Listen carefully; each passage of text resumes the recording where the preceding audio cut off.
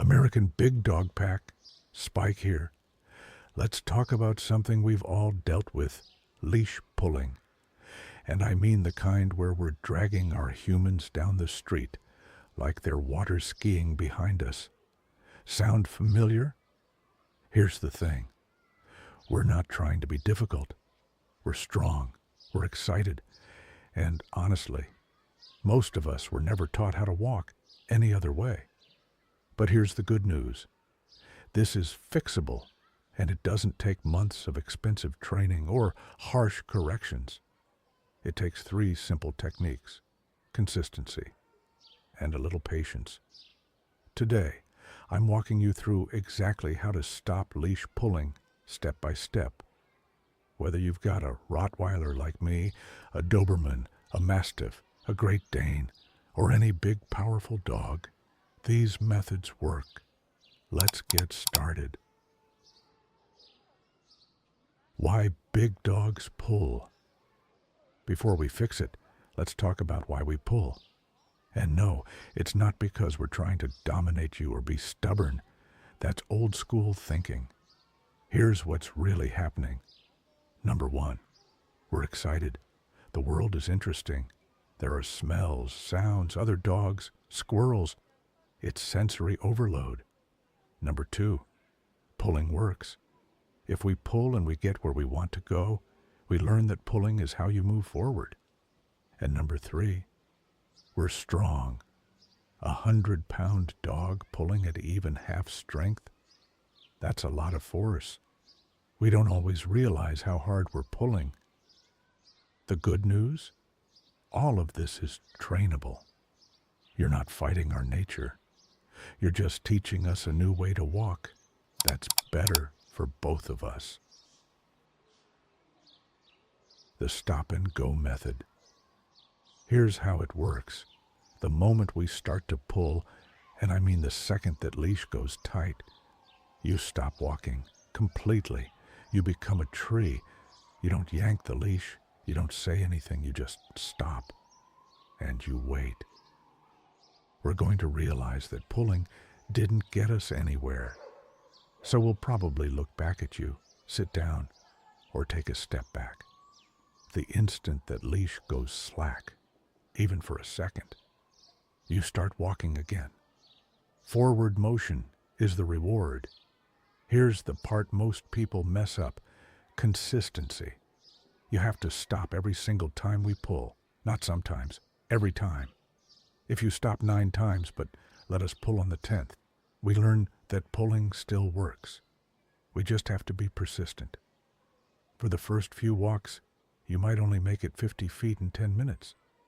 That's okay. That's progress. We're smart. We'll figure it out. One more thing. Don't use this as punishment. You're not trying to frustrate us. You're teaching us that pulling doesn't work and a loose leash does. Stay calm, stay patient, and trust the process. The direction change. This one is incredibly effective for dogs who are really driven by what's in front of them. The moment we start pulling towards something, you immediately turn and walk in the opposite direction. Not aggressively. You just pivot and go the other way. We'll follow because you have the leash. And the thing we were pulling toward, we don't get to it. What this teaches us is that pulling actually takes us away from what we want, not toward it. After a few times, we start to realize, if I want to get where I'm going, I need to pay attention to where my human is going and stay with them. A couple of tips. First, be unpredictable. Turn left, turn right, do a full 180, keep us guessing. Second, the moment we catch up and the leash goes slack, praise us. A simple good or yes works. Third, combine this with step 1. If we're pulling and you stop and we still don't loosen the leash, turn and go the other way. These 2 techniques work beautifully together. The reward-based positioning. This is where we go from not pulling to actively choosing to walk beside you. Whenever we're walking in the position you want, usually at your side with a loose leash, you mark that behavior and reward it. The marker can be yes or good, or a clicker.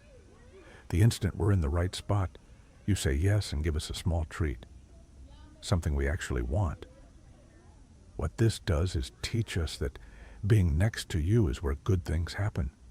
It's not just about avoiding pulling anymore. It's about actively choosing to be in the right place, because that's where the rewards are.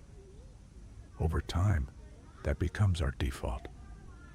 In the beginning, reward frequently, every few steps. As we get better, space out the rewards. Maybe every 10 steps, then every 20, then randomly. The unpredictability makes the behavior stronger. One more thing, use high-value treats, small pieces of chicken, cheese, hot dog, something we don't get every day. Kibble won't cut it when there's a squirrel 10 feet away. And keep the treats small, pea-sized. You're going to be giving a lot of them in the beginning. Final tips. You now have 3 proven techniques: stop and go, direction change, and reward-based positioning. These work, but they only work if you're consistent. A few final tips. Number 1, start in a low distraction environment. Your driveway, your yard, a quiet street. Build the foundation first. Number 2, be patient with us. We're big, we're strong, and we've probably been pulling for a while. It's a habit.